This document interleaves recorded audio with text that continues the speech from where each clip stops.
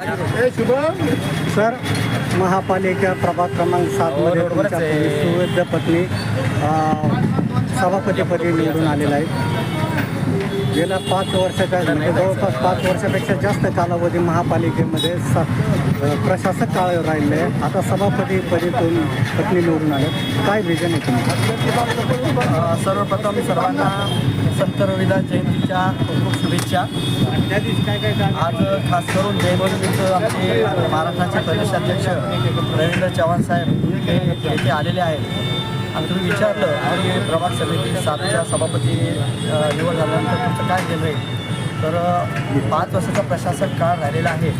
त्यामुळं लोकांच्या फार अपेक्षा वाढलेल्या आहेत. आणि आमच्या सुविद्य पत्नी सौ अनिता किशोर मानकापे म्हणजे आमच्या आई पण 1996मध्ये नगरसेविका होत्या.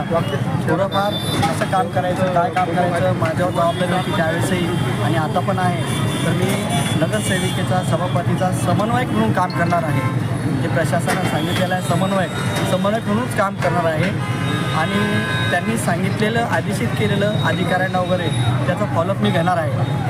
प्रभागामध्ये प्रत्येक ठिकाणी स्वच्छता राखणे, जिथे जिथे कोंड्या आहे कचरा कुंड्या, जे आता नवीन तुमची कचरा कंपनी जी आलेली आहे त्यांच्या माध्यमातून शून्य कचरा मोहीम राबवणार आहे.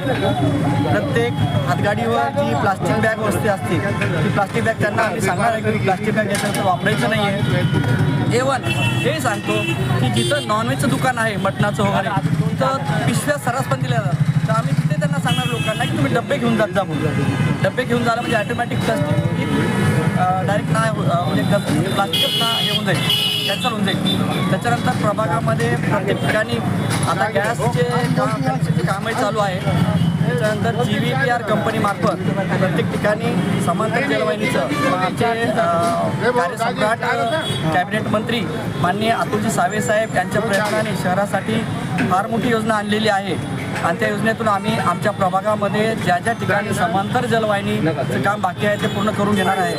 आणि आमचा आता 20, 21, 22, 27 अशी 4 प्रभाग मिळून हा एक प्रभाग समितीची निवड होती आणि त्याच्यामध्ये आमच्या सुविद्य पत्नी सौ अनिता किशोर मानकापे यांना जबाबदारी दिलेली आहे. अच्छा, तुम्ही वार्डामध्ये फिरता, काय समस्या जाणवल्या? लोकांच्या छोट्या छोट्या समस्या असतात, त्याचं तात्काळ निवारण होणं फार गरजेचं असतं. कचरा पडलेला आहे, कचरा उचलणे, नळाला पाणी वेळेवर येणे नाही, जन्म मृत्यू प्रमाणपत्र जे की आता ऑनलाईन झालेलं आहे. बऱ्याचशा लोकांना माहीत नाही की ते ऑनलाईन झालेलं आहे.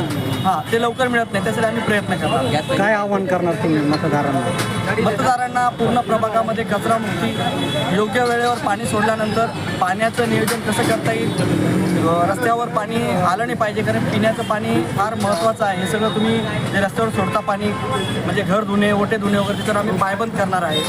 आणि शून्य कचरा मोहीम सगळ्यात मोठी आमची हे आहे. आणि खड्डे मुक्त प्रभाग कसा होईल यावर आम्ही लक्ष देऊ. ओके, धन्यवाद.